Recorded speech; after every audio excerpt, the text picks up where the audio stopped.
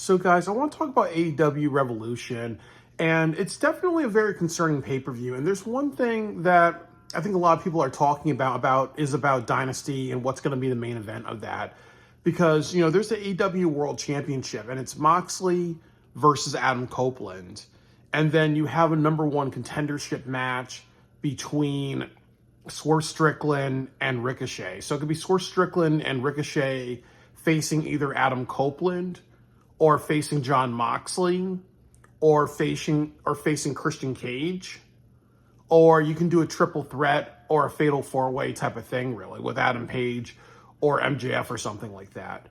But definitely, I definitely think the best option is Moxley versus Ricochet. No, Moxley versus Swerve Strickland. I think that would be the match that would main event Dynasty. That would be the match that would actually captivate people and everything like that.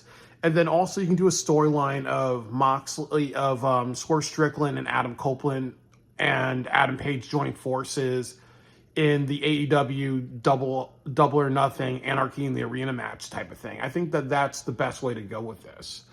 So I do want to talk a little bit about this, that, why Moxley needs to retain. That, first of all, it's like what people say, Adam Copeland, I appreciate his passion, and I appreciate any wrestler in AEW that is passionate, that wants to go out there and do a great job. Very reminiscent of Sting in TNA Wrestling, or Goldberg when he came back to WWE a few years ago. It's very good when there's a veteran wrestler who gives a shit, because sometimes what happens is that they may just be there and they may not care about the company. They're just there for a big check and not to really develop the company, like Kevin Nash or Booker T in TNA Wrestling.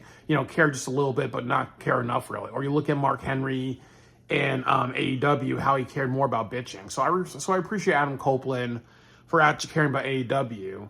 And yes, he is a draw, but the problem is that he's 50 years old. We've seen a lot of title reigns with Adam Copeland. It's the same old shit, really, so you're having like an old veteran. And then the other thing that's not good is Christian Cage has been losing a lot. He acts like a chicken shit, and you can't do something where he's running away from Nick Wayne, or he's like begging or whatever he's begging and all that stuff with Hook and other people. He's acting kind of wussy, really, and he's running away from Hook a bunch of times.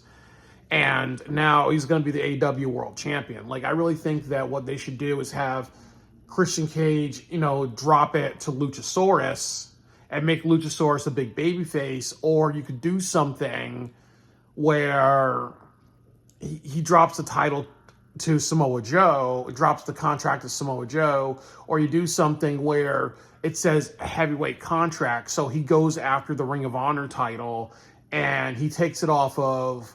You do Chris Jericho versus Powerhouse Hobbs. You have give Hobbs a small title reign. You have Christian Cage take it off of him, and then you have Hobbs take it off of Christian Cage. Like, that could be another option. That could be your bailout. But having like Christian Cage become the AEW World Champion right now would be a very bad option, because he loses too much. He behaves like a chicken shit. And ultimately, too, like he and Adam Copeland, people are going to be like, oh my God, you're doing the TNA Wrestling thing. When they had Sting and Hulk Hogan face each other in the company, people are saying you're reenacting the NWO and all that stuff. People are gonna say, okay, well, you're just repeating Edge and Christian. We've already seen that in the '90s. Why are you doing in the 2000s? Why are you doing it again, really? So that's kind of like the other big reason why Moxley retains and prevents Christian Cage from becoming the champion, because it doesn't make sense that Christian's going to cash in the contract that he has on John Moxley and become a huge babyface. That's not going to work. The next thing that I would say is that you need to build a charismatic talent or a young talent. And like I've said, that, you can honestly do a rematch with Powerhouse Hobbs. You can do something with Adam Page. You can do something with another wrestler on the roster like Darby Allin. That's I feel is the plan. A lot of people are predicting that. Or you can do Anthony Bowens and build them up really, really strong, really. So there's a lot of options you can do to develop young talent. And I think that's what they need to do, because you kind of look at what you saw between John Cena and The Rock and Cody Rhodes. It kind of says, okay, Cody Rhodes was not as developed. They made him a star, a new star. John Cena's passing the torch to Cody Rhodes. and all that other things like that, So there is something, and then you look at WWE with Ricky Starks and Jade Cargill getting WrestleMania and NXT shots. So you have to really establish to your audience, AEW is about building new stars, and that's what people want to see. They want to see wrestlers be developed, not like Vince McMahon where talent is wasted, really, So that's another big thing too about what happens if you give the title to Adam Copeland. You're just saying, hey, somebody who's in their 50s, who's won multiple championships, it doesn't elevate a new talent. It's the same old shit. And then what's going to happen is he's going to get speared by Bobby Lashley, and then Bobby Lashley becomes in that role too of the old man holding the title. Is this TNA wrestling where you're giving it to Sting or Bully Ray Dudley, or you're not giving to AJ Styles or Samoa Joe that long, So it kind of repeats that cycle of not developing new talent, and that's really what AEW, that's their best counterattack to WWE, really. So that's the reason why Adam Copeland should win. What would happen if you had, like I said, you do Wardlow, Kill Switch, Anthony Bowens, Darby Allin, Powerhouse Hobbs, or anybody else that's like legit, really. That could be a really good story versus what they're doing. And then I think the other thing that I would say is ultimately, the other thing about Adam Copeland is that, he injured his leg, really. So you also have to kind of wonder, what's the longevity of Adam Copeland, really? Is he going to be out on another injury? Are we going to do a retirement thing like you did with Sting and Bryan Danielson? Because when you do retirement things, you can't just be so back-to-back, really. You had Sting earlier last year, and then you had Bryan Danielson retire from full-time in October, and now you're doing this about 6 months later. It can't be every 6 months a major star retires. So, or a major star gets an injury and they can't be there that long, So I'm definitely a little bit worried about the world title picture. But like I said, I really feel that if you have Swerve Strickland versus Jon Moxley, they both have very, very good styles. I don't think they've actually had a match with each other, or they may have had a match that I don't remember. But the point of it is, Swerve can cut promos. Swerve has a lot of energy behind him. So what I would do is Swerve Strickland versus Jon Moxley. And then what I would do is Ricochet versus Daniel Garcia, and Ricochet becomes the TNT champion. And that's what they really should do. And then you kind of do Adam Copeland, Adam Page, Swerve Strickland, and you could do FTR, and they face the Death Riders at Anarchy in the Arena. And like I said, do a 6-on-6, have Marina Shafir in it, and then have Willow Nightingale. So 5 men, 1 woman, 5 men, 1 woman, and that's what you do, really, because that's another dynamic that I can do is join forces. And then also then you do Blood and Guts in June, and you kind of do another variation of that, and then you get to All In, and then you have Darby Allin or somebody else, or you set up something like that. So I think that's the best storytelling, because that's the only thing you've not done with Adam Page and Swerve Strickland, which means they got to join force for the better good. And then what that tells the audience is that the heart and soul of AEW is actually a better group of people. It's not Orange Cassidy. It's not the Dark Order. It's not Private Party. It's not Jeff Jarrett, Satnam Singh, and a few other people. The heart of AEW, the heart and soul of AEW, right now, the good guys are Adam Page, Adam Copeland, FTR, Swerve Strickland, Willow Nightingale, people who are legitimate, people who can actually draw money and other things like that. And that's kind of what they need to establish, in addition to building new stars, and in addition to understanding that Darby Allin is not with the company right now. He's climbing Mount Everest. So that makes a lot of sense. And then the last thing that I'll say is that every pay-per-view they do needs to be a banger. The biggest appeal of AEW right now is that they have banger pay-per-views. And that really needs to be developed, because otherwise there's no other thing that's really talked about. So the big problem that I think that they can do is they can have Jon Moxley win. They can have Adam Copeland win just to say he's been an AEW champion. And then you have Christian Cage cash in on him with that contract. He becomes the AEW champion. And then you set up a triple threat match or a fatal 4-way match. It'll be like, you set up a fatal 4-way match with Swerve Strickland, Christian Cage, John Moxley, and Adam Copeland at Dynasty. Because, obviously there has to be a rematch clause with the champion. And then the problem is that they did such a horrible match with Jay White, Orange Cassidy, John Moxley, and Adam Page. So, don't do another like fatal 4-way. And that just becomes a little repetitive. And like fatal 4-ways, you have to really, really care about the company. I just think that my other option is better. You just have John Moxley retain, Adam Copeland loses, and then eventually you have Swerve Strickland versus John Moxley. John Moxley cheats, and it looks like he's about to kill Swerve Strickland.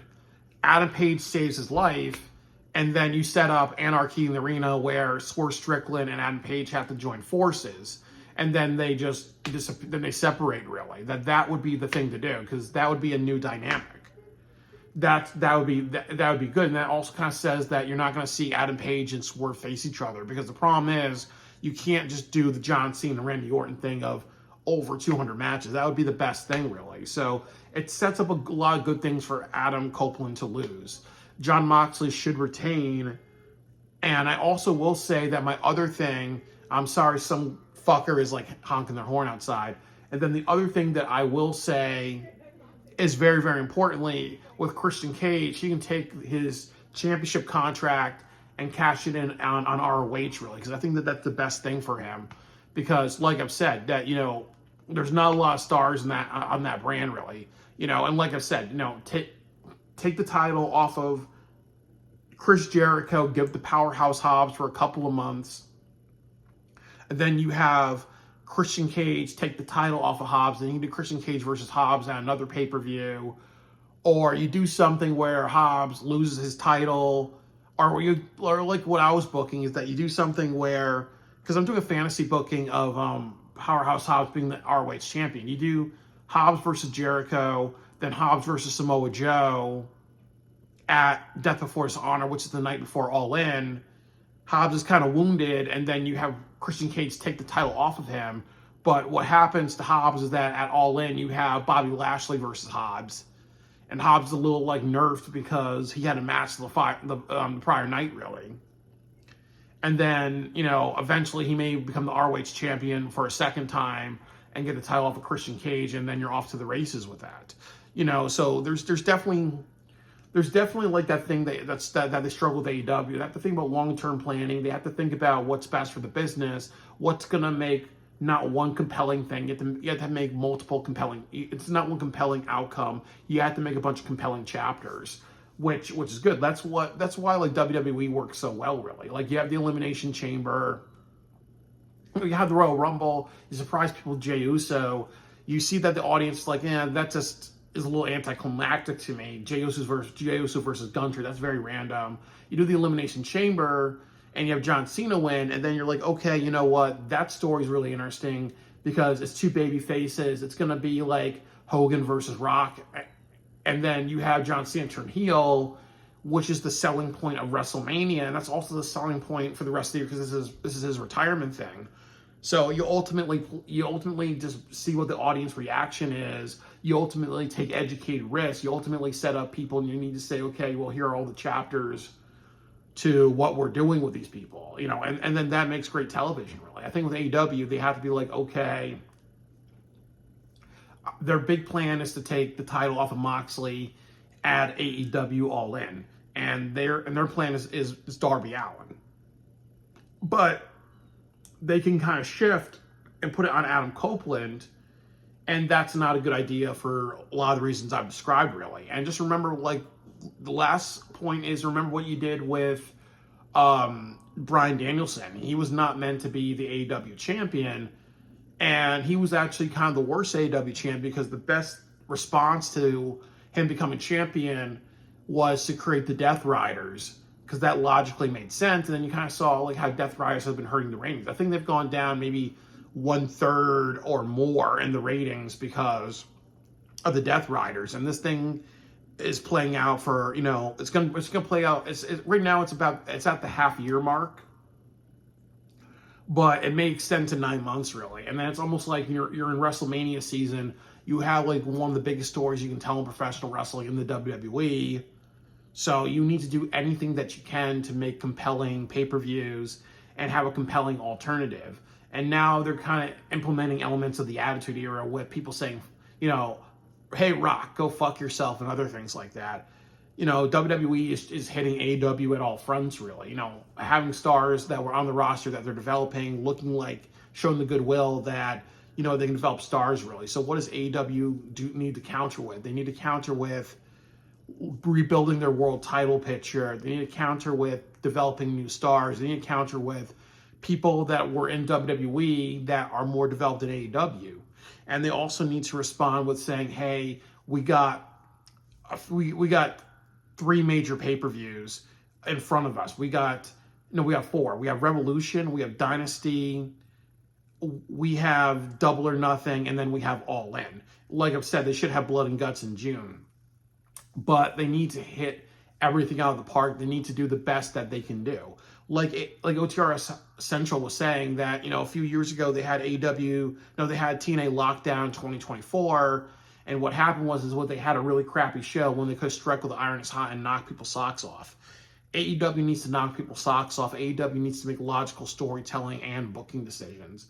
And one of the ways to do that is get to Jon Moxley versus Strickland at AEW Dynasty. And Adam Copeland is not the right champion at this time. And if you make him champion, there's a lot of concerns. And one of them would be making a fatal 4-way match at AEW Dynasty, which I don't think would appeal to a lot of people. Or you do the other thing, too, where you have a bunch of veterans become the champion and you imitate TNA wrestling when they made a bunch of decisions which led to them getting off the air, really. So AEW has a lot to think about. Jon Moxley should retain, and it should get to Swerve Strickland versus Jon Moxley at AEW Dynasty. And then at Double or Nothing, you have Copeland, FTR, Swerve Strickland, and Adam Page versus the Death Riders, and then you do a 6-on-6. So you include, a woman on their side. You include Will Nightingale on the Team AEW side, and then you also have Marina Shafir on the Moxley faction side. So we'll see what happens, really. So I'm really, really excited, and we'll take it from there. So hopefully they make some good booking decisions, because right now the thing that's hurting AEW is good and logical booking decisions. So we'll see what AEW does. Sink or swim, bitches.